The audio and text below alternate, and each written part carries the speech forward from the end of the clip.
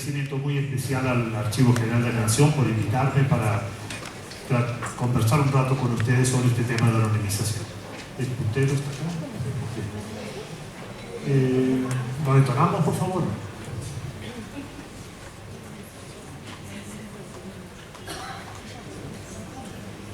¿A de aquí?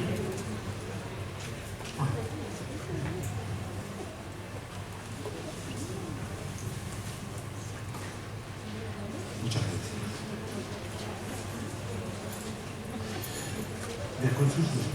Bueno, para empezar, planteo sobre la palabra anonimización. ¿De qué estamos hablando? Entonces voy a darle un sentido un poco más amplio al principio para que luego ustedes me acompañen cuando me concentre sobre el tema de los datos personales. La primera visión de la anonimización la podemos analizar en el contexto del derecho a la libertad de expresión.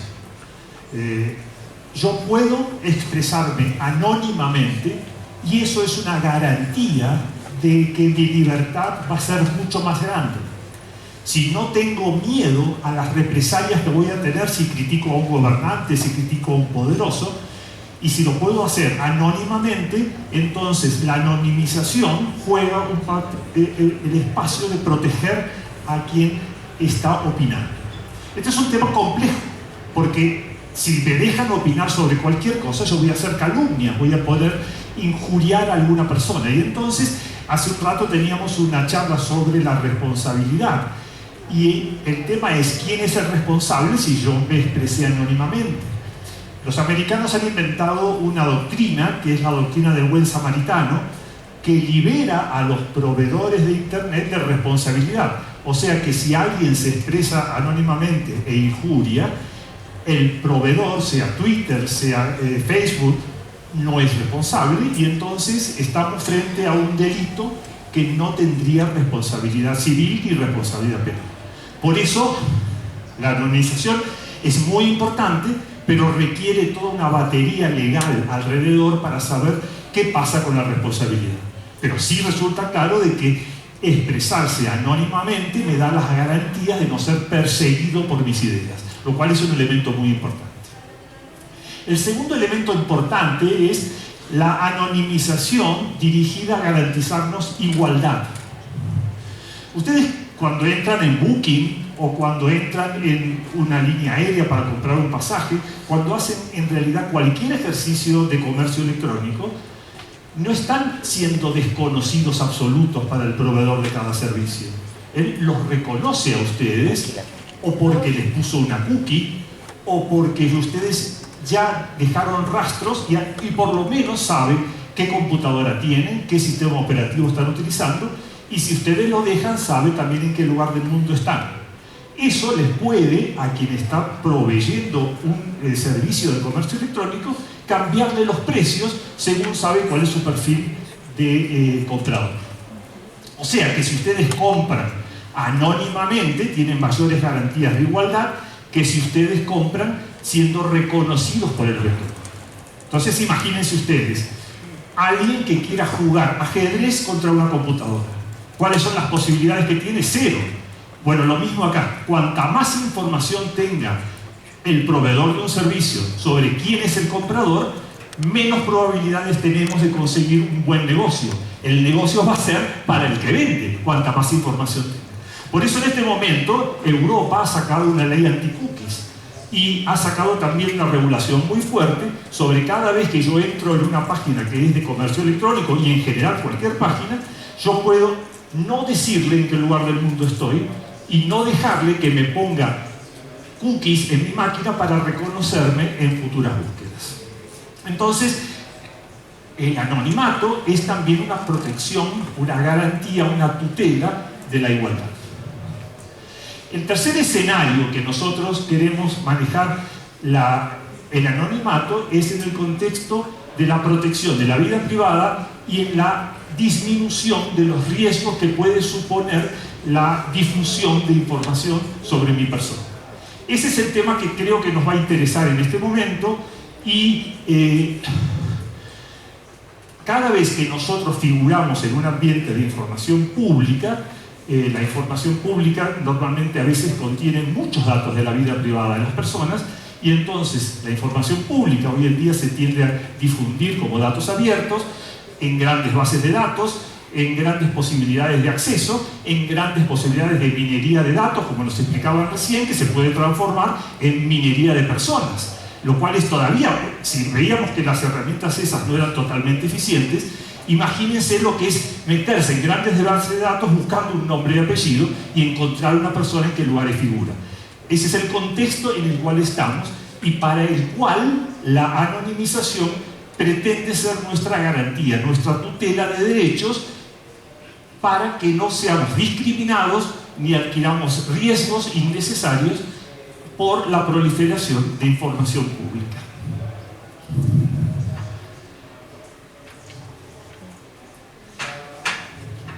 Bien. ¿Por qué estamos nosotros hablando de anonimización? La anonimización fue introducida por varias leyes. Normalmente las leyes de acceso a la información pública. El Estado debe ser transparente, debe entregar sus datos para que todos nosotros podamos hacer un control fidedigno de cómo se está ejerciendo el poder que nosotros, con nuestro voto, le hemos entregado a los gobernantes. O sea que los gobernantes tienen que responder por sus actos, porque ellos no tienen el poder por sí mismos, lo tienen porque nosotros les hemos votado para que ejerzan el poder público. Nosotros entonces tenemos todo el derecho de controlarlos. Sobre la base de ese argumento, la información pública es necesaria para hacer un escrutinio, un control de cómo se ejerce el poder público. En ese sentido, la ley de acceso a la información de Colombia ha introducido el concepto de versión pública, que es la forma en la cual los documentos que son propios del Estado y a los cuales tenemos derecho de acceso sean accesibles sin que por ello se perjudique a una persona que figura en ese documento por una relación casual. El nombre de la persona puede no tener nada que ver con la decisión que tome el funcionario público. Y en esos términos nosotros queremos proteger a la persona, pero transparentar la decisión que se tomó. Lo importante es que el ciudadano conozca cómo decidió el funcionario público. No importa sobre qué persona decidió. Claro, cuidado, si es un personaje público, la cuestión es distinta. Pero si es un ciudadano de a pie, no nos preocupa cómo decidió. Lo que nos importa es cómo decidió. Entonces, todo documento público se separa en dos partes. ¿A qué persona corresponden y qué configura la decisión o el uso del poder público? Este uso del poder público es revisable y debe estar sometido al escrutinio público y por lo tanto debe ser totalmente accesible. El nombre de la persona que estaba en ese tema debe ser protegida porque su publicidad puede terminar volviéndose en contra de ellos.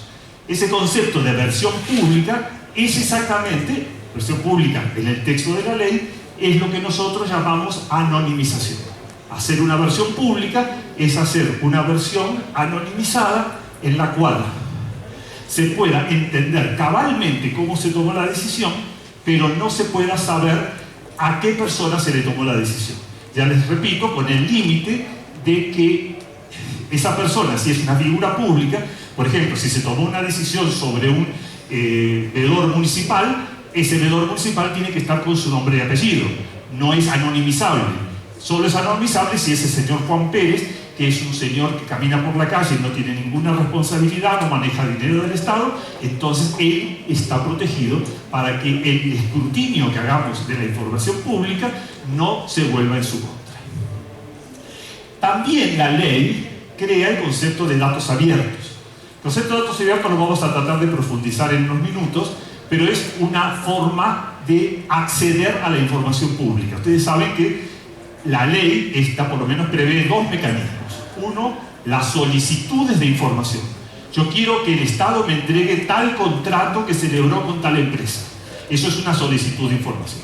Pero también el Estado puede publicitar muchos datos sin que necesidad de que nadie se los pida. Cuando presentaba a nuestra colega chilena hace un rato, explicaba que los accesos a la información son lentos y costosos. los mecanismos de publicación de datos abiertos son mecanismos baratos y que eliminan en el Estado la necesidad de estar respondiendo miles de solicitudes, muchas veces sobre el mismo punto. Es decir, hay temas que son de muchísimo interés y por lo tanto muchas personas piden información sobre ellos. Entonces eso tiene un costo por unidad.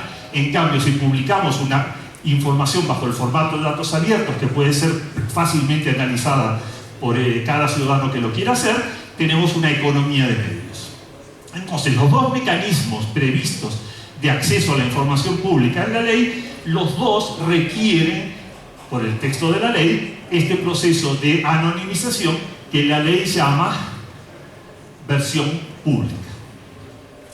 Vamos a analizar por lo menos este concepto, que es muy propio de las leyes de acceso, en tres legislaciones. El que hablamos recién, el de la legislación colombiana, la legislación de acceso de Argentina y la ley francesa de República Digital. La ley francesa de República Digital entra con una denominación un poco interesante. Es decir, es una ley reciente, año 2016, e introduce el concepto de que cuando yo hago una anonimización, o sea, una versión pública, debo también hacer un análisis de riesgo de la reidentificación. Se ha aprendido con el paso del tiempo de que la versión pública es difícil de hacer, no es una cuestión sencilla. Vamos a hablar ahora algunas ideas prácticas de cómo se hace, pero en realidad se nos pueden escapar cosas. A veces anonimizo de más, a veces anonimizo de menos, y entonces eso puede generar un riesgo para una persona. Aparte, depende del tipo de información. Si estamos hablando de un contrato público, es probable que no haya ningún riesgo ni nada que anonimizar. Pero si estamos hablando de una historia clínica, obviamente estamos hablando del dato personal más sensible que se conoce, que es el dato de salud. Entonces no puede ser lo mismo anonimizar una historia clínica que un contrato público. La historia clínica genera un riesgo más alto. Este concepto de que todo proceso de anonimización debe tener un análisis de riesgo de reidentificación es nuevo y es la única ley que por el momento, la ley francesa, que incluye este concepto. La ley argentina la muestro por obligación personal. Yo vengo de Argentina, tengo que comparar la ley argentina. No dice nada distinto que la ley colombiana. Inclusive hay artículos en posterior que están completamente copiados de la ley colombiana. La ley argentina es un poquito más insistente en el tema de los datos abiertos. Es decir, la ley colombiana lo deja así. Deberán publicarse datos abiertos, pero no dice exactamente en qué frecuencia, para qué tipo de datos. Y en la práctica se observa de que hay muchos datos abiertos en Colombia, pero debe ser el 1 por 1000 de la totalidad de datos públicos. Entonces, obviamente, y eso se debe a que las leyes de acceso a la información ven el dato abierto como un futuro muy provisorio, pero que no le ven todavía la posibilidad de crear una obligación formal. Entonces, la ley argentina, de hecho, no hace una gran diferencia con respecto a la ley colombiana y usa otra palabra que también es equivalente a las versiones públicas, que es la palabra disociación.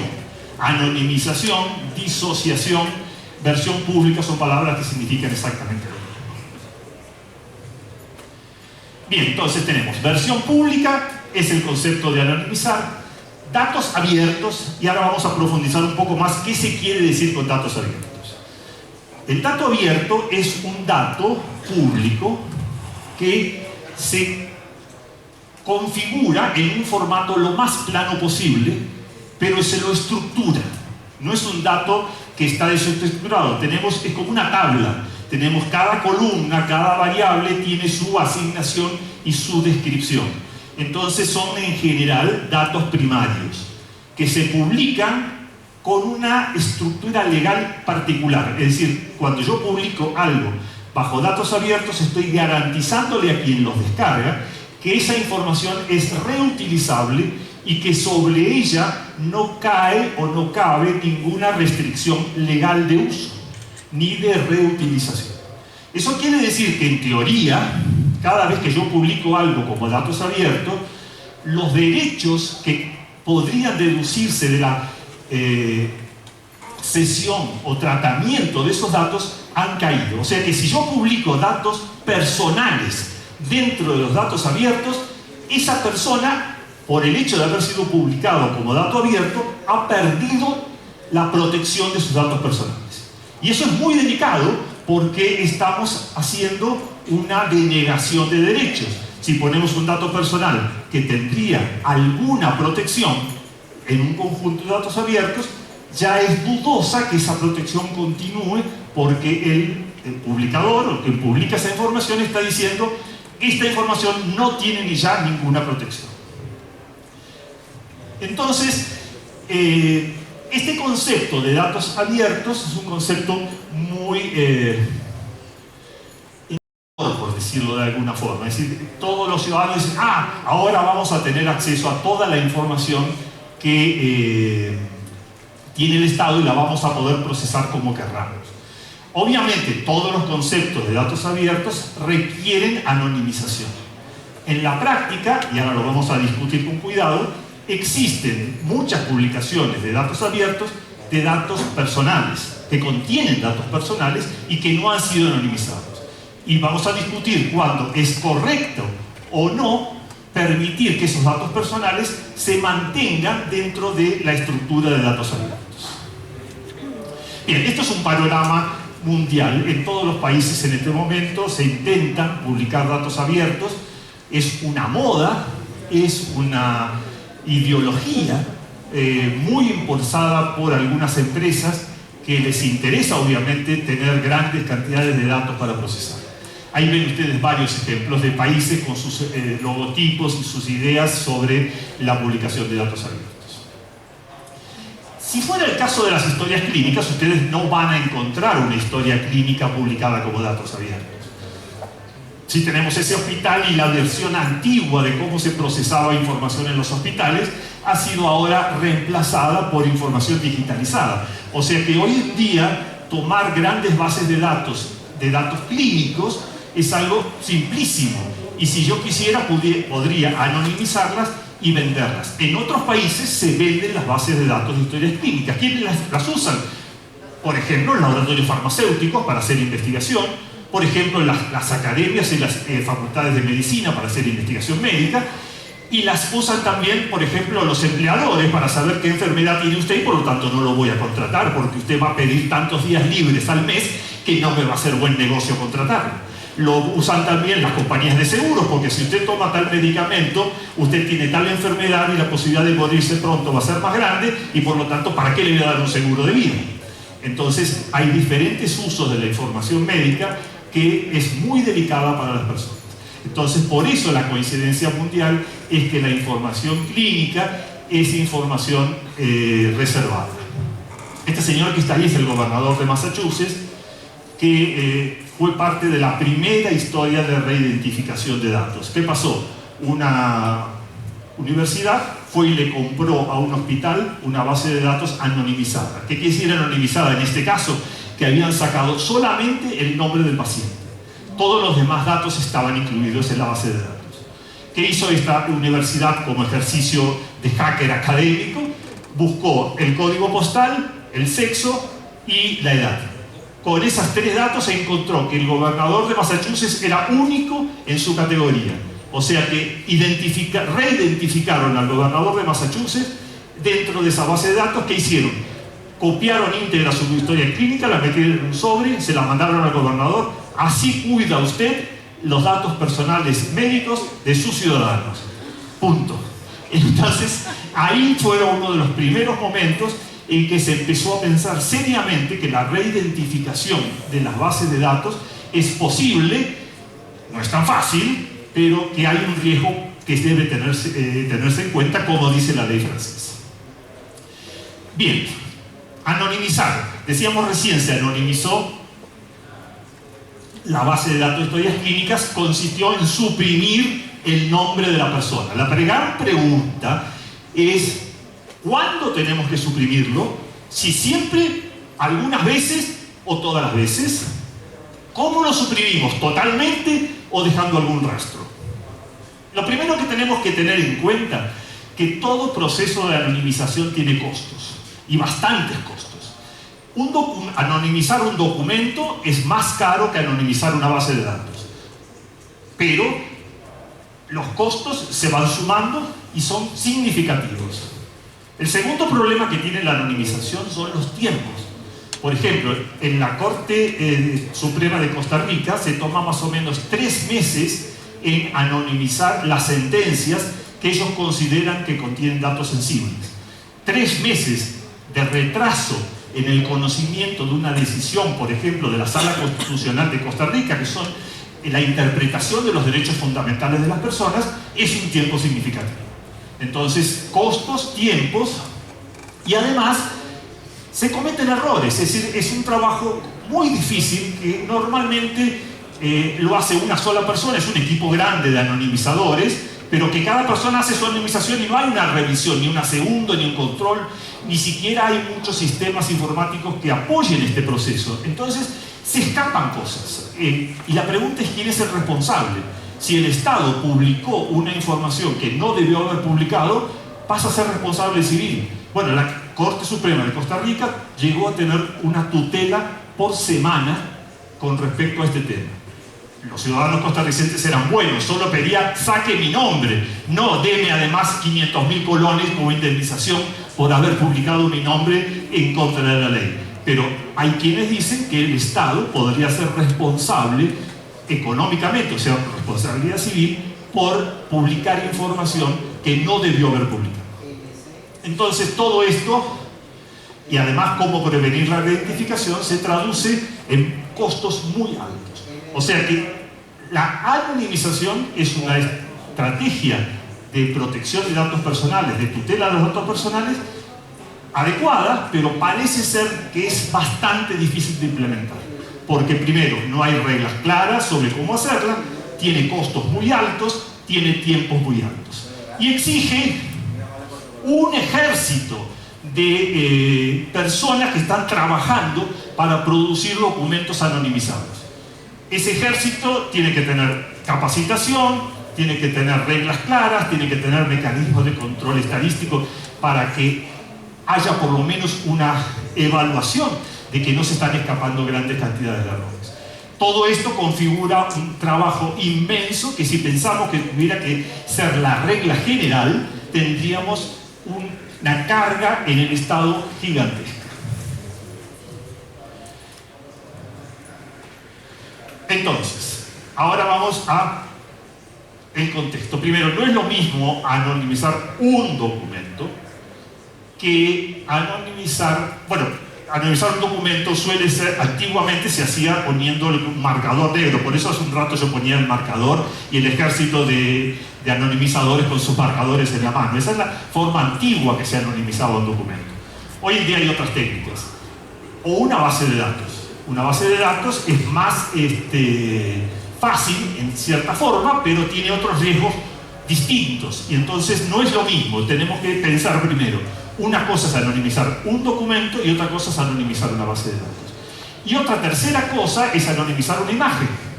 Las imágenes también se anonimizan. Ahí tienen una anonimizada, que ustedes ya sabrán quién es.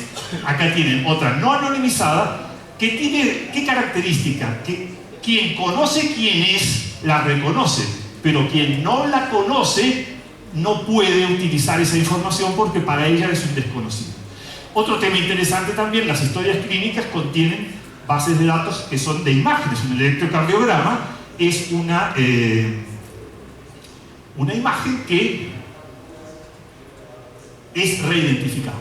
Hay quienes han estudiado ahora mecanismos para definir casi la equivalencia entre una huella digital y un electrocardiograma. Y si ustedes me van a preguntar, ¿y eso dura durante toda la vida? Sí, aun cuando la persona se enferma, los que sostienen la reidentificación única de cada electrocardiograma dicen que el electrocardiograma nos identifica a nosotros durante toda la vida. Esos son estudios, eso se va progresando. Los círculos de las orejas dicen que también son únicos y hay mucha serie de elementos que nos identifican, aunque no nos identifiquen exactamente, nos identifican aproximadamente, y para este tipo de negocios de identificar personas no es necesaria a veces una identificación 100%. Bien, vamos a los casos más concretos. Acá tenemos el Datos Abiertos de Colombia, y yo me he pasado revisando algo que creo que muy poca gente hace, que uno por uno todas las bases de datos abiertos que están publicadas en el portal de Datos Abiertos de Colombia. Y lo que buscaba era ver si encontraba cosas que podíamos debatir nosotros acá. Entonces ahí ven ustedes, mortalidad, cáncer, bueno, grandes cantidades de datos no anonimizados, prestadores de servicios del departamento de Antioquia, no están anonimizados, es decir, que ahí tenemos datos personales. Vamos a otra que no esté anonimizada, ganadores de talentos musicales de Cali, no anonimizados. Registro de obras protegidas por el derecho de autor por extranjeros en Colombia, segundo trimestre, no anonimizado. Y la misma por colombianos, no anonimizado. Delitos sexuales del 2017, anonimizado. Vamos a centrarnos en dos ejemplos. El primero, los delitos sexuales. Están anonimizados. ¿Cómo están anonimizados? Se quitó el nombre de la víctima y se quitó el nombre del agresor. ¿Qué datos se dejaron? Porque eso es lo que importa en definitiva. Edades, género, sexo, lugar con un nivel de detalle de vereda o colonia. Si estamos en áreas urbanas, si estamos hablando de una vereda, de una persona que fue víctima de una agresión sexual de 80 años, la base, curiosamente, las víctimas llegan a niveles altísimos de edad, aunque suene raro, es una de las cosas que me llamó la atención, tanto varones o mujeres entre 75 y 85 años agredidos sexualmente, fundamentalmente en zonas rurales. Entonces, ustedes se imaginen una vereda muy pequeñita, una edad de 85 años, un varón, que obviamente son menos las agresiones sexuales contra varón, reidentificación muy fácil. ¿Qué fue el error de esta base de datos? Cuando se hace una anonimización de una base de datos de esta característica, se tiene que poner 65 más, no las edades exactas para las personas adultas. Las personas muy adultas tienen que reducirse, y si la vereda o la colonia tiene muy pocos habitantes, debe ampliarse al municipio. Eso sería una buena técnica de decir, acá hubo buena voluntad y obviamente se publicó una base de datos de verdadero interés público, que todos estudiemos cómo están ocurriendo las agresiones sexuales en Colombia para discutir y evaluar los mecanismos de protección, obviamente es muy bueno, pero que vulneremos personas, obviamente no es tan bueno. ¿Qué otro detalle puede haber acá? En toda publicación de datos anonimizados hay pérdida. Por ejemplo, yo no puedo encontrar en esa base de datos personas que fueron violadas más de una vez, porque puedo inferir que si son de la misma vereda, de la misma género, de la misma edad, se trata de la misma persona. Puedo inferirlo, pero no puedo tener la certeza. O sea que cada vez que yo anonimizo una base de datos, la capacidad de análisis, de investigación real que se puede hacer con ella, ha disminuido en algo. Acá hay un balance. Yo tengo que garantizar los datos de las personas y por lo tanto tengo que disminuir la calidad de la información. Eso debe ser mínimo. Ese es uno de los temas importantes en la anonimización. La inteligibilidad, el cabal conocimiento del contenido del documento debe ser máximo. Y la protección de las personas debe también ser mínima en el sentido de que no se deriven riesgos determinados. Entonces acá hay un balance muy delicado que hace que las técnicas de anonimización sean muy difíciles. En el segundo ejemplo, los registros de derecho de autor. Pregunto, ¿por qué se dejaron los nombres? ¿Cuál es la ventaja de que alguien sepa los nombres de todas las personas que registraron obras durante el trimestre del año 2018? ¿Por qué ventilar esos datos personales y haberle quitado todo título de protección legal? Es decir, los datos abiertos pueden ser reutilizados como quieran. Parece no ser tan complicado esto, pero la pregunta es probablemente diversión, que no es la herramienta idónea para publicar este tipo de información. Base de datos de Argentina. Datos abiertos, mucho más osados que los de Colombia. Fíjense, por ejemplo, internos del Servicio Penitenciario Federal, condenados, no anonimizados. Es decir, en este momento están publicadas en las bases de datos abiertos de Argentina los nombres de todas las personas que cumplen penas en los servicios penitenciarios federales.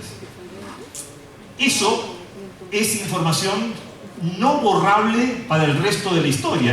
Esa base de datos, yo ya la tengo en mi computadora, yo ya me la bajé. Como yo me la bajé, cualquier agencia de empleo se la bajó. Está en todos lados, está en reservorios internacionales, eso no lo borra nadie. Los procesados, anonimizados. Ahí está el estándar. ¿Por qué están anonimizados los procesados? Porque tienen todavía presunción de inocencia y no se puede publicar sus datos. Vean esta ahora. Autoridades de entidades que son personas jurídicas. No anonimizadas. Y acá estoy yo. Yo soy representante legal de una asociación civil. Y yo figuro como representante legal de una asociación civil. ¿Eso es correcto? Bueno, ahí ya el tema es distinto. Como ven ustedes, en cada uno de estos casos hay que hacer un análisis. ¿Por qué un representante legal de una asociación civil debe estar accesible con su nombre? Bueno, yo represento una asociación civil. Las personas jurídicas no son personas abstractas. Son personas que tienen alguien físico que responde por ellas. Entonces ahí está bien. Nuevamente insisto, y ahora lo vamos a analizar con cuidado, puede ser que publicarla como una base de datos abiertos no sea la herramienta idónea, pero que mi nombre no podría ser anonimizado con respecto a alguien que quiera saber esta asociación civil, quién es su representante legal, eso no se puede negar al ciudadano. Probablemente la estrategia no sea una base de datos abiertos, sino que sea un acceso online donde yo ponga el nombre de la institución y me diga quién es el presidente. O que yo alguien ponga mi nombre y me diga si soy presidente de alguna asociación civil. Pero de ahí a entregarle a la sociedad un paquete de nombres de 1987, no, 1.592.000 asociaciones civiles, me parece demasiado. Es decir, esas ponderaciones hay que saber hacerlas con mucho cuidado. Bien, yo en la de Colombia tenía antes recién y algo no apareció. Bueno, algo no aparece. Ahí está. Las inscripciones de los automotores. Ustedes tienen algo parecido acá en Colombia con respecto a los automotores. Como ven, se va por el mismo camino. Bien. Reidentificación. Tenemos que entender por dónde pasan los riesgos de reidentificación. Dijimos recién que edad y género son una manera bastante importante de lograr reducir o reidentificar personas. A eso le tenemos que sumar domicilio. Si ya tenemos, aunque sea una colonia, un barrio, una ciudad, ya tenemos información bastante granular para saber de quién se puede estar tratando. Es decir, el proceso de reidentificación por el momento no me dice este señor, me dice, mira, acá usted tiene 50 personas que están cumpliendo esta condición. Busque un poquito más de datos, lea la lista y diga, este me parece que es. Es un proceso intermedio. Pero vayamos ahora a cómo se efectivamente anonimiza. Tomamos al señor Gonzalo Raúl Aranibó Ortiz. Primera opción que tiene 72 años y es varón. Primera opción de anonimización. Cambio cada una de las letras por un asterisco. Obviamente esto equivale a dar 7485. Eso es la cantidad de letras que tiene cada una de las 4 palabras que conforman una persona. 72M7485 determina un conjunto que digamos serán 100, 200 personas. Si tenemos una persona que tiene un apellido de 2 letras, obviamente la frecuencia bajó a 15 personas. Entonces, aquí todo mucho depende de cuánto nosotros estamos en el estándar y cuánto nos alejamos. No es lo mismo anonimizar a Juan Pérez que anonimizar a Herbert Rudolf Schnettchenkov. Ese señor va de perdido en un proceso de anonimización. Juan Pérez es anónimo de por sí. Entonces ven ustedes que hay que tener mucho cuidado en esos detalles. Otra forma de anonimizarlo podría ser GRAO. Y ahora ustedes me tienen que hacer preguntas, pero ¿por qué yo hago tanto detalle de esto? Porque cuando ustedes anonimizan un documento, el documento tiene que ser legible. O sea que si este señor Araníbal aparece 4 veces en el documento, yo tengo que saber que en esta y esta aparición se trata de él y no de otra persona que también aparece en el mismo documento. Entonces no es cuestión de poner asterisco solamente, y cuando se menciona, y ahora asterisco, asterisco, asterisco, ¿y quién está hablando? ¿De uno o del otro? ¿Cuántos hay adentro? Es decir, para que el documento sea claramente inteligible, tiene que haber mecanismos para que me permita saber de si está hablando de la persona 1 o de la persona 2. Otra forma de anonimizar que se usa mucho es dejar los nombres y poner iniciales en los apellidos. Todo esto cambia las probabilidades. Solamente usar primer nombre y apellido. O la clásica tachadura. La clásica tachadura es la peor forma que no podemos hacer. Te voy a contar qué se hace con esto. Aunque ustedes lo tachen, si ustedes lo tacharon sobre el original, ni hablar, eso es muy fácil de hacer. Si ustedes lo tacharon sobre el original y lo fotocopiaron, en un escáner casero que ustedes tengan en su casa, pongan esa hoja, hagan el escaneo y toquen funciones especiales. Y van a encontrar una serie de mecanismos para cambiar colores, subir tonos, variar matices, y lo van tocando y aparece el nombre. Yo hice el ejemplo inclusive de escanear una página de un libro y empecé a tocar todas esas herramientas y me apareció lo que estaba en la hoja del otro lado. ¿Se dan cuenta las posibilidades de trabajar con esta información con los escáneres? Entonces, esto es una cosa muy primitiva, pero hoy en día el 80% de las anonimizaciones de documentos en papel se hacen con este tipo de mecanismos. Ustedes van a oír hablar de que hay técnicas de anonimización súper sofisticadas, la K-anonimización, etc. ¿En qué consiste? Consiste en lo siguiente. Acá tenemos un pedazo de una historia clínica. Está anonimizada. Yo tengo el género primero, la edad, el código postal y la enfermedad que tiene. Este proceso de anonimización consiste en crear una perturbación aleatoria en las edades. Ven que 28 pasó a 29, 45 pasó a 43. Es decir, la perturbación se hace para garantizar que en media la perturbación es 0. Ahora lo van a ver por qué. Y además, con respecto a los códigos postales, se hace una anonimización de quitar los niveles más detallados de domicilios, suponiendo que con eso se logra una anonimización de la historia clínica. Lo importante es que las edades siguen sumando lo mismo, y quienes proponen estas técnicas de anonimización dicen que esto es de lo más seguro, pero yo desconfío mucho de esto, porque si yo quiero hacer solamente un estudio de personas entre tal edad y tal edad y tal edad, ahí ya tengo un error que me introduce este mecanismo. Entonces, hay mucho que se está diciendo sobre eso, pero en realidad yo diría que estas técnicas súper sofisticadas de anonimización con perturbaciones aleatorias pueden provocar cambios muy groseros en los resultados que uno pueda sacar sobre los datos. Entonces, recapitulando un poco, el nombre, apellido, género, nacido, padre, madre son los datos que tenemos que tener más cuidado. Género, edad, color y vereda son datos que se pueden publicar, pero hay que tener análisis de riesgo para ver que no tengamos problemas. Por ejemplo, acá lo mismo, más 65 para las edades mayores en bases de datos. Documentos con varias personas, cómo identificar unas con otras. No se olviden siempre, anonimizar requiere mantener el cabal entendimiento del documento que estamos dando publicidad. Si el documento que hemos anonimizado no se entiende, estamos burlándonos del derecho de acceso a la información de las personas. Bien. ¿Por qué esto que es el estándar? Es decir, las leyes de acceso a la información han considerado un solo mecanismo de tutela de los datos personales: anonimizar. Sin embargo, se ha encontrado que hay situaciones en las cuales no es suficiente.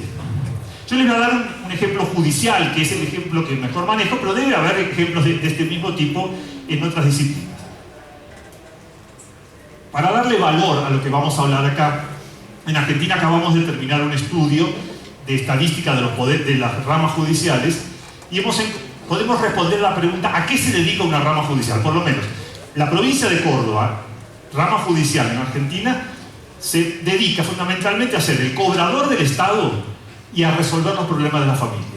Es decir, el 40% de los casos que lleva una rama judicial es cobrador del Estado, y otro 40% es resolver los problemas de violencia dentro de la familia, problemas de los niños, problemas de tenencia, problemas de alimentos o lo que fuera. O sea que podemos decir con ciencia cierta que la rama judicial se carga un 40% solamente en resolver problemas familiares. Entonces, y hemos constatado entonces, hemos ido a ver estudios de Australia fundamentalmente, acá no está el ejemplo, pero Australia es probablemente el prototipo más interesante en esto, donde hay mucha investigación sobre qué hace un juez de familia. Es decir, se considera que un juez de familia no puede tomar decisiones en base a la ley solamente. Tiene que tener muchísima información científica para saber con quién poner al niño, cómo resolver una orden de distanciamiento para una persona. Todas esas cosas no las dice la ley, las dice la ciencia. Y entonces tiene que tener mucha información científica. Por lo tanto, hay mucha demanda de investigar información de la rama judicial de los temas de familia. En estos 3 países ya se crearon procedimientos para que yo pueda acceder a ese tipo de información pública en forma no anonimizada. Porque la anonimización perdería el nivel de detalle que hace falta para este tipo de cosas. Inclusive se le permiten a los investigadores presenciar audiencias en cámara GESE de este tipo de casos judiciales. Eso genera información de altísimo valor para mejorar cómo se toman las decisiones. ¿Cómo se resuelve el problema de que está llenísima de datos personales sensibles? Se le hace firmar a los investigadores un compromiso de confidencialidad. O sea que esto que no está previsto en las leyes está apareciendo en varios países. Esto con Australia son los que van a la cabeza en este tema, y es importante prever de que la anonimización no siempre es una solución. Hay situaciones en las cuales es complicado hacer investigación si no se tiene la totalidad de los datos. Entonces, nosotros podemos tener datos anonimizados y también podemos tener grandes bases de datos. Hoy en día, por ejemplo, en algunos países los números de cédula de ciudadanía, nombre y domicilio forman parte de los datos de votantes. Entonces, en la base de datos de votantes, que estaría de este lado, que es a veces una base de datos pública, es una excelente herramienta para anonimizar. Pero si empezamos a entender que el número de información pública aumenta y aumenta y aumenta permanentemente, vamos a tener dentro de un tiempo la posibilidad de que cualquier dato que esté anonimizado puede ser fácilmente reidentificable. Yo he hecho el ejercicio con sentencias, por ejemplo, de incesto de la Sala Constitucional de Costa Rica. Más o menos con la información que encuentro en la sentencia, voy a la base de registro civil de Costa Rica, que es una de las más abiertas del mundo, empiezo a poner los datos que estaban en la sentencia, que eran datos de iniciales nada más, y logro identificar a la persona. ¿Eso es por qué? Porque Costa Rica tiene una política de que su base de registro civil es una base de datos pública. Otros países están en este momento cuidando mucho la difusión de la base de datos de los registros de votantes y los registros de nacimientos. Este crecimiento de determinadas instituciones o empresas, más que nada empresas, que se dedican a acumular grandes cantidades de información, se los llaman los grandes reductores de la entropía. ¿Por qué? Porque tienen tanta información que ellos pueden cruzarla rápidamente y poder identificar personas. Es decir, lo que veíamos hace un rato con la información sobre el tiempo y sobre Twitter, ellos la acumulan en una gran sola base de datos, y entonces yo pongo el nombre de una persona y tengo una probabilidad muy alta de encontrar vinculaciones a otros documentos donde aparezca esa persona. Cada vez que aumenta eso, los riesgos de la persona se incrementan. Aquí tienen un poco la teoría de qué son estos grandes reductores de la entropía y quiénes son. Y obviamente tenemos a la que apareció antes acá, el archivo de Internet. Yo no sé si ustedes no lo conocen y ustedes son archivistas. Caos. Tienen que entrar ustedes en lo que es el archivo de Internet. Es archive.org. Esa base de datos es impresionante porque no solamente contiene todos los sitios web que hoy están accesibles, los contiene en su versión histórica desde hace 15 o 20 años, a veces con varias versiones por año. O sea que ustedes pueden ahí buscar lo que quieran. No, perdón, me equivoco. Pueden entrar por el nombre de la URL, pero no pueden buscar. Ustedes no pueden buscar. Obviamente que hay un servicio privilegiado de personas que pueden hacer búsquedas, porque tecnológicamente en todas esas bases de datos históricas que hoy ya no están públicas, se pueden hacer búsquedas, no hay ninguna limitación tecnológica. Lo han limitado solamente porque saben que es una herramienta demasiado poderosa para ponerla a disposición del público. Pero imagínense que obviamente hay una élite de personas que sí puede acceder a ese tipo de servicios. Entonces, este es el ejemplo que, para abonar lo que yo le decía hace un rato. El año pasado, en diciembre, yo hice una solicitud del padrón electoral completo de Argentina, porque lo necesitaba para hacer un estudio estadístico. Fui al registro de electores y dije, quiero una copia. Y tanto en Argentina, en México y en Costa Rica hay decisiones de los tribunales que dicen que la base de electores es pública.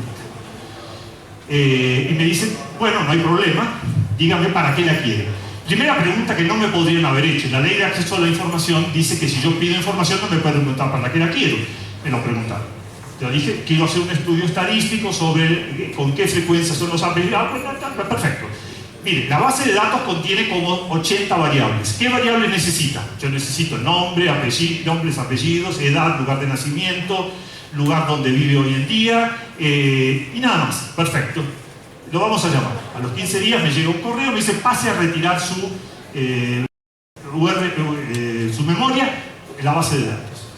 Y me hacen firmar un papel en el que me comprometo, y ahí está el papel que dice, yo me comprometo a no difundir la información que se me entrega, no hacerles otros usos que los que yo declaré y no crear servicios online sobre esta información. Ese modelo que hablábamos recién de Australia, Nueva Zelanda, Inglaterra y Canadá, aplicado ahora por el hecho que las bases de datos, los padrones electorales, es una base de datos típicamente utilizada para reidentificar personas en conjuntos, documentos o bases de datos anonimizadas. Eso es lo que me hicieron firmar. El requiriente se compromete a adoptar medidas necesarias, garantizar la seguridad y confidencialidad. O sea, un acuerdo de confidencialidad. Bien, ¿quiénes son? Este archivo de internet que yo les recomendé hace un tiempo comenzó en el año 1996 en una casita de madera en San Francisco. Hoy tienen ese edificio que se lo compraron, era una iglesia eso, de la Christian Science, que se la compraron y funciona en ese lugar. Lo que yo quiero describirles es que estos grandes reductores de la entropía son instituciones muy poderosas. No somos inocentes, el Estado debe ser un niño al lado de ellas. Veamos ahora otra foto. Esto que antes era un garage, esto que está acá, es la Agencia de Protección de Datos de Irlanda. No está ubicada en Dublín, está ubicada en un pueblo a 150 kilómetros de Dublín. Esa es la razón por la cual Facebook pone su jurisdicción de, si yo quiero pleitearle a Facebook, tengo que ir a los tribunales de Irlanda. ¿Por qué? Porque la Agencia de Protección de Datos me está dando la señal de cuánto me van a proteger a mí. O sea, tenemos una agencia de protección de datos que tiene la sede en un garage y una entidad, ni imaginar Google. El poder de Google es impresionante, tanto económico como de información. Esto es por verificar, era así hasta hace muy poco. A lo mejor ustedes lo buscan y encuentran que ya no es, ojalá que ya no sea. Yo no lo verifiqué para ponerlo en el... Aunque sea un dato histórico, es sumamente interesante. Bien. En resumen, y esta es la última presentación. Acceso a la información de interés público. ¿Cómo lo vamos a tutelar? ¿Cómo vamos a hacer posible que sea un derecho verdadero, ejercible y sin limitaciones absurdas? Obviamente, el primer mecanismo que tiene el derecho de acceso a la información pública es presentar una solicitud de acceso. Es un mecanismo pesado, duro, tiene demora, genera burocracia. El segundo modelo, en el cual hay más expectativas, es que los estados publiquen su información en forma espontánea, con un formato de datos abiertos, fácilmente procesable, y que eso haga disminuir la carga de trabajo en el área de acceso a la información. Estos son los dos modelos que hasta ahora existen en las legislaciones. Yo creo, en contra de lo que decía Germán esta mañana, de que la legislación está bien y no hay que hacer nada. No, yo creo que las legislaciones de acceso a la información han quedado ya obsoletas y que es necesario repensarlas y no imaginarse que van a ser de por vida. La tecnología es muy rápida y tenemos que tener soluciones acordes a cómo avanza la tecnología. Tercer modelo, se me fue la mano, los servicios online. Los servicios online son una forma extraordinaria de poner información, pero esta línea que yo acabo de trazar quiere decir que lo que está arriba va a ir anonimizado. Lo que va a estar abajo como mecanismo de acceso no va a estar anonimizado. Ustedes tienen varios servicios de acceso online no anonimizados en Colombia, por ejemplo, los antecedentes penales. Pueden entrar una cédula de ciudadanía y pueden saber si tienen o no tienen. Pueden ver, creo que, las infracciones de tránsito. Hay una serie de accesos donde el nombre de la persona se puede ver, pero la base completa no se puede descargar. Este sería el modelo que yo sugeriría, por ejemplo, si quieren poner a los titulares de asociaciones civiles. Entre el nombre de la asociación y véalo, entre el nombre de la persona y vea si es autoridad legal o no de alguna asociación. Un servicio puntual. Esa puntualidad del acceso al dato personal es también un mecanismo de tutela de los datos personales. No es necesario anonimizar todo. Más aún, hay mucha información que no debe anonimizarse. Por ejemplo, Corte Constitucional de Colombia tiene una política de que sus sentencias no se anonimizan. Están y contienen datos sensibles muy delicados. Si ustedes, muchas sentencias de la Corte Constitucional las pueden leer con el dato completo de la persona y toda una historia macabra, una historia dolorosa, una historia inclusive de datos de salud encontradas en las sentencias de la Corte Constitucional de Colombia. ¿Qué política usa la Corte Constitucional de Colombia? Si la persona que está mencionada en la sentencia solicita que sea suprimida, lo suprime. Eso es también una práctica de anonimización que se basa en el siguiente razonamiento. Las sentencias de la Corte Constitucional de Colombia son la forma en que se interpretan los derechos fundamentales de los ciudadanos. Eso es de interés, de un poderoso interés público. Y ese poderoso interés público es lo que hace sacrificar a determinadas personas que figuran en las sentencias para garantizar un cabal, pero profundamente claro entendimiento de qué dicen esas sentencias. Ese es el concepto que está detrás. Si la persona lo solicita, la Corte analiza, al suprimir su nombre, si la sentencia se entiende en su cabalidad y entonces la publica en una forma anonimizada. La anonimización es residual. Otro mecanismo interesante que hay sobre los servicios online, por ejemplo, hay muchos países que publican, lo pueden ver también, por ejemplo, el acceso al padrón electoral de El Salvador, pero les voy a dar un ejemplo más curioso. Hay países que publican todos los permisos de conducir vehículos. Yo puedo entrar el nombre de una persona y saber si tiene un permiso y de qué categoría. ¿Para qué? Es difícil saberlo. Yo encontré una explicación muy remota, pero el mecanismo es muy interesante porque yo entro un dato y no me permite consultarlo como tercera persona. Yo puedo consultarlo como si soy el titular o soy lo que se llama una segunda persona. ¿Qué es una segunda persona accediendo a información de datos personales? Esto es un mecanismo de protección de datos personales, alternativo a la anonimización y quizá mucho más práctico. Me preguntan, ¿qué día fue emitido su permiso? Si yo no tengo el permiso en la mano, no puedo saber qué día fue emitido. Y si yo no le entregué a una persona una fotocopia de mi permiso, no puede saber en qué día fue emitido. Ese pedido de información adicional, que solo la puede tener quien tiene un documento o una información que le puede haber sido dada por el titular, es lo que habilita a un grupito un poco más grande de personas a ver información personal. Eso lo mismo tiene el registro de votantes de El Salvador con el mismo mecanismo.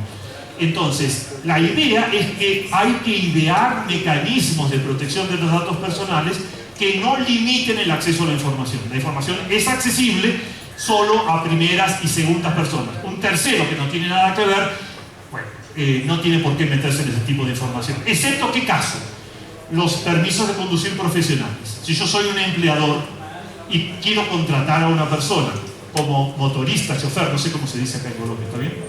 Chofer, quiero saber si esa persona me está trayendo un permiso de conducir falso o uno de verdadero. ¿Por qué? Porque el responsable civil, que yo soy el propietario del vehículo, voy a ser yo. Entonces ahí tengo un derecho y por lo tanto le pido al candidato a ser chofer que me dé una fotocopia de su permiso, busco y veo si tiene realmente un permiso de conducir. Entonces garantizo un derecho que es mi derecho a no ser vulnerable civilmente por una negligencia o por haber sido engañado por un permiso de conducir falso. Este tipo de sistemas de consulta son los que hacen que la información sea más delicada y no necesariamente anonimizada. Esto lo vamos a ver proliferar crecientemente.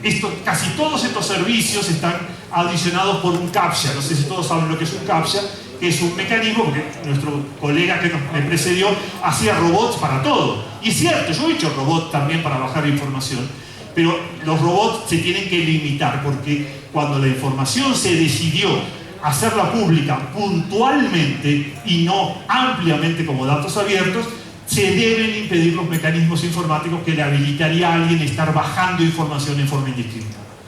Para terminar, el cuarto mecanismo de acceso a la información, estos dos no están previstos en las leyes actuales y es necesario regularlos, cómo se deben hacer estos y cómo se deben hacer estos. Acceso a la información con compromiso de confidencialidad. Esto tiene que ser en realidad más chiquito, es la forma más residual de acceder a la información. Todo esto, en mi opinión, requiere tener técnicas muy claras sobre cómo vamos a anonimizar, que dependen de qué, de cada institución y dependen del tipo de información que está contenida, si es un documento, de qué tipo es, una historia clínica, si es una sentencia judicial, si es un contrato público, si es un acta de una asociación civil. Hay muchos tipos de documentos. Cada documento tiene que tener su especificidad sobre cómo se anonimiza. Lo mismo, hay una premisa muy importante: las figuras públicas no se anonimizan, eso es muy importante, y la cantidad de figuras públicas reconocidas por la Corte Constitucional de Colombia es bastante más amplia de lo que ustedes imaginan. No son solo los funcionarios públicos ni los gobernantes electos. Un músico, un artista, un religioso es una figura pública. Yo creo que ya caigo en la escena de figura pública, probablemente usted es figura pública, entonces no se los puede anonimizar. Bien, con esto termino y les quiero reiterar esto acá. Les puse un correo electrónico, es uno de los pocos correos electrónicos que garantiza que mis datos no van a ser vendidos ni tercerizados. Estoy protegido por la ley suiza, una ley muy rigurosa para manejar los datos personales. El servidor está metido no sé cuántos, 100, 200 metros adentro de una roca en los Alpes. Es propaganda, pero el concepto es bueno y creo que ustedes saben que Google, que Gmail, que Hotmail, sus correos son manipulados en la forma más increíble que ustedes hacen. Ustedes creen que a lo mejor la información que ustedes tienen no es valiosa, pero súmenla en esas bases de datos de los grandes reductores de la entropía y van a agregar un granito de arena para que todo sea mucho más reidentificado. Quien quiera hacerme preguntas, si tengo tiempo ahora, y si no, me escriben y las contesto, por favor.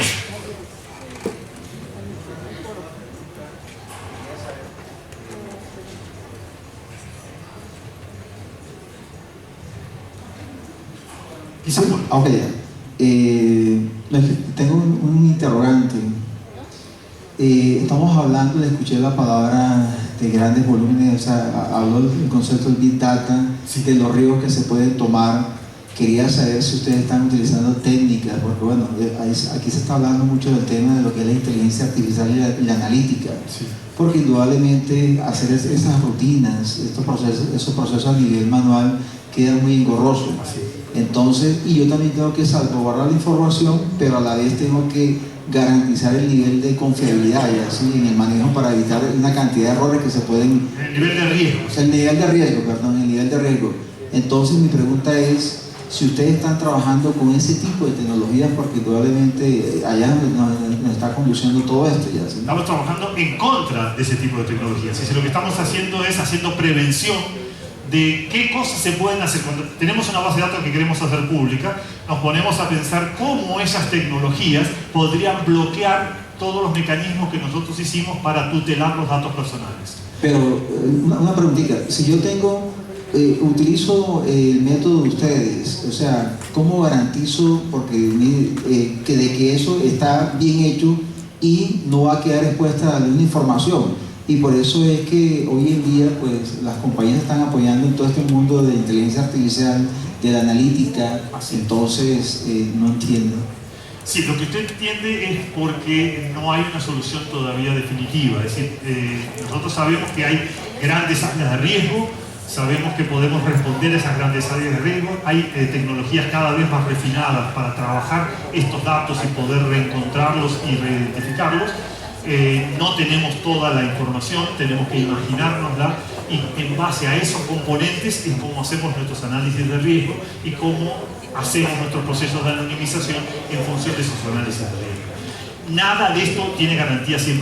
Usted no puede estar seguro que la información no puede ser identificada por más que haya quitado datos de todo tipo de un documento. No va a estar nunca 100% seguro. Acá no hay una seguridad. Es una obligación de medios, no una obligación de resultados. Nosotros ponemos todos los medios que tenemos a nuestra disposición para hacer lo menos probable posible la reanonimización. Sí, hay otro problema. Si hay tiempo, una más, por favor. Buenas tardes. Bueno, yo quiero poner un ejemplo, y es que una vez un compañero de mi oficina me dijo, Laura, yo ya sé tu vida. Y yo, ¿cómo es esa cosa? Entonces me acerqué a él y me mostró una página del CIGEP donde encontraba mi hoja de vida, donde estaba absolutamente toda mi información, mi dirección, mi experiencia, absolutamente todo. Y acá en Colombia se manejan ese tipo de páginas. ¿Usted es funcionario público? Yo soy servidor público. Entonces usted esa es mi pregunta. Es figura pública. Ok, esa es mi pregunta. Nosotros estamos obligados primeramente a registrar nuestra información en diferentes páginas como el CIGEP, el SECOP, y subir nuestros informes o productos de supervisión. En este caso, cuando un ingeniero, por ejemplo, está subiendo sus productos, él está obligado, digamos, él a veces pone servidores, hay direcciones de servidores. ¿Puedo anonimizarlas? O sea, porque eso es un riesgo. Depende de la interpretación. Para la entidad, digámoslo así. Depende de la interpretación que haga la Corte Constitucional sobre si el funcionario público siempre tiene o no derecho a ser anonimizado. Yo creo que eso también debe refinarse. Si usted maneja dinero, si usted es funcionario público, pero no maneja dinero, su firma no autoriza licitaciones ni autoriza nada, yo diría que usted tiene un nivel en el cual solamente debe estar su nombre y su cargo público. Ahora, si usted es un ministro, ahí tiene que estar también su declaración de bienes, pero no su historia familiar. Hay mucha discrepancia entre los países. En Estados Unidos está regulado exactamente qué es el ámbito de privacidad de un funcionario público, y consiste exactamente en su domicilio. Lo que no puede ninguna cámara de un fotógrafo es entrar en el domicilio de un funcionario público y sacar una foto. Prácticamente todo lo demás es público. Pero cada país tiene, en otros países, en América Latina, la tendencia es que la vida familiar está excluida del análisis del escrutinio del ciudadano. Un funcionario público, su vida familiar la tiene protegida, no su vida pública. Todo eso no está en la ley, no es posible regularlo por ley, y hay que atenerse a lo que digan las sentencias de la Corte Constitucional, que en el tema de figuras públicas tiene muy bonitas sentencias y muy buenas para sacar conclusiones. Bien, ¿estamos mal de tiempo? Bueno, adelante, sí. No, sin tiempo. Bueno, pues tenía exactamente dos preguntas. La primera, si hay una metodología digamos, genérica, o que usted nos pueda recomendar para poder hacerlo, cálculo de los riesgos de reidentificación. En Colombia se está haciendo una guía de anonimización de datos que hace parte de uno de los productos del plan de acción del COMPES de explotación de datos, y era uno de los puntos. Sin embargo, pues quería saber si eso. La segunda, son dos. La segunda es qué herramientas de software apoyan la anonimización. Entonces, ¿toca hacer manual? ¿Toca todo el tiempo programar? ¿O hay herramientas? La primera, todas las guías que yo he conocido han fracasado. Canadá hizo una hace muchos años, Costa Rica acaba de hacer una. Bueno, todas han fracasado porque todas se han olvidado de incluir algún elementito que se les pasó. Creo que no puede haber desde ya una guía general de anonimización para todo el ámbito público. Tiene que ser una para salud, una para judiciales, otra para áreas económicas. Tiene que haber la especificidad del documento. Con respecto a los riesgos de reidentificación, ahí no hay nada estándar establecido. Ahí usted tiene que imaginarse contratar un grupo de hackers y que le digan cómo harían para reidentificar esa sentencia. Mucho depende de qué información fluye como pública. Si el padrón electoral está fluyendo como público, la reidentificación aumenta grandemente. La segunda pregunta, ¿cuál es? Ese es mi problema con las preguntas dobles. Herramientas. Por ejemplo, hay una herramienta que se llama Nomé, que está hecha por una asociación en Canadá, que es pública, que es una aplicación que se le pone a Word, donde lo que hace esta aplicación es le hace al costado una tabla de todos los datos personales y usted le va poniendo tic, a este lo anonimizo, a este no lo anonimizo, tic, tic, tic, tic, tic, y le produce la sentencia anonimizada. El documento anonimizado. Se llama Nomé. Es de la... pongan Nomé Lexum Pelletier. François Pelletier es el autor de esa herramienta. Si no la encuentran, después ustedes me escriben. Es una aplicación en .NET para trabajar, adosarla a Word. Sé que hay otras dando vuelta por otros lados. Creo que hay una herramienta española que se diseñó para hacer anonimización de documentos. De base de datos es mucho más simple porque usted ya sabe la variable y al saber la variable que saca el nombre solo tiene que concentrarse en aquellas que crearían categorías que reducen muchísimo la frecuencia. O sea que en definitiva se reduce un cálculo de frecuencias. Muchísimas gracias. Estoy a la orden para contestar preguntas por correo.